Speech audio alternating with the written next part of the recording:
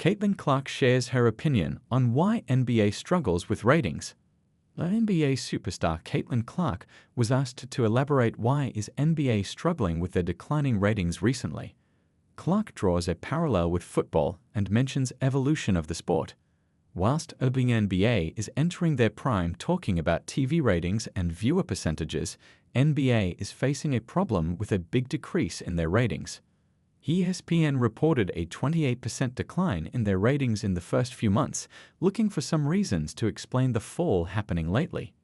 Caitlin Clark was asked to state the possible reasons why it could have happened, and she tried to give a precise explanation.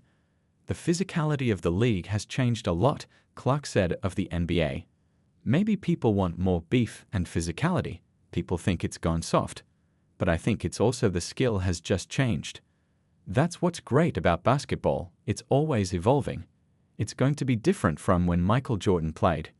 It's going to be different in 10 years than it is now. It's hard for me to put my finger on why it has gone down, Clark said. And also, it's competing with a lot of football right now. You have to take that into consideration. Football is just America's favorite thing. Evan Fournier to play for France in February FIBA window. Olympiacos Piraeus guard Evan Fournier is set to represent his national team in the upcoming FIBA window in February. I've already given my answer for the window. I'll be there, Fournier confirmed in a conversation with NBA Extra. I'm focusing on that. I had a call with head coach Frédéric Forthugs. During the upcoming window, France will play their final qualification games for the 2025 Eurobasket against Croatia and Bosnia and Herzegovina.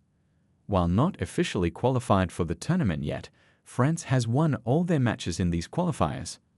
However, Fournier didn't confirm his participation in the main Eurobasket tournament, for which the French team is close to qualifying. We'll see. I honestly don't know, he admitted. I'm not projecting that far ahead for different reasons, but the door is open.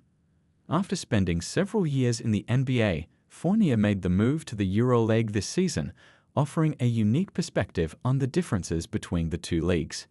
Having experienced the intensity of the NBA, Fournier doesn't believe in the idea of comparing EuroLeague teams to NBA teams. Instead, he focuses on the development of the EuroLeague itself. No, a EuroLeague team cannot compete in an NBA season. There is a big difference in physical impact and speed. It is faster and faster. But for me, it is a false debate, he said while being a guest on the Baxtra podcast. Fournier also emphasized that the EuroLeague is progressing well and should continue to focus on its growth rather than trying to match the NBA. The EuroLeague is doing a good job and is developing more and more. The EuroLeague must stop having this little brother complex and continue in this direction, he concluded. Dwayne Bacon, never-ending gratitude to Michael Jordan and why he chose Monaco over NBA. Along the French Riviera in Monaco during the summer of 2019, Dwayne Bacon and the entire Jordan brand roster of athletes, designers and executives gathered for their annual extravagant team trip, a long-time bonding tradition led by Michael Jordan himself. Bacon joined Jordan Brand in 2017. Earlier that same year, he was selected by the Charlotte Hornets with the 40th overall pick in the NBA draft following a draft night trade with the New Orleans Pelicans. A former Florida State standout, Dwayne Bacon impressed the team after a strong summer league performance in Orlando. In 5 games, he averaged 15.4 points and 4.2 rebounds per game on 41.8% shooting from the field. His impactful showing can explain why Jordan signed the swingman both to his team and his company. The difference maker here is that you don't see many second-round players getting contracts with shoe companies. But let's get back to that trip to Monte Carlo. Dwayne Bacon had just completed his second NBA season with the Hornets, which saw him average 7.3 points in almost 18 minutes. Only 24 at the time, Bacon got to see something different and exciting. I was a part of Team Jordan, and all the athletes came overseas with him for a little getaway trip. Bacon recalls talking to Basket News over the phone. It happened to be in Monaco that year. It was a very lovely, nice experience, just amazing. Being around, walking around, sightseeing, he continues. The setting looked idyllic. 2 years and as many NBA seasons later, Bacon's phone rang. It was Donta Hall, who had been a teammate of his at the Orlando Magic in the 2020-21 campaign. He called me and said, "Hey, as Monaco want you to come and play." I thought about it, Bacon says. I was with the team before he was. I talked to Dwayne about the situation and some things. It worked out for the good, Hall tells Basket News. The 24-year-old big man, who had split his NBA time between the Pistons, Nets, and the Magic from 2019 through 2021, was signed by the 2021 Eurocup champions in early August. Monaco winning the Eurocup meant that they would make their debut on the big European stage in the 2021-22 season. Bacon had some homework to do before taking the plane to the Principality.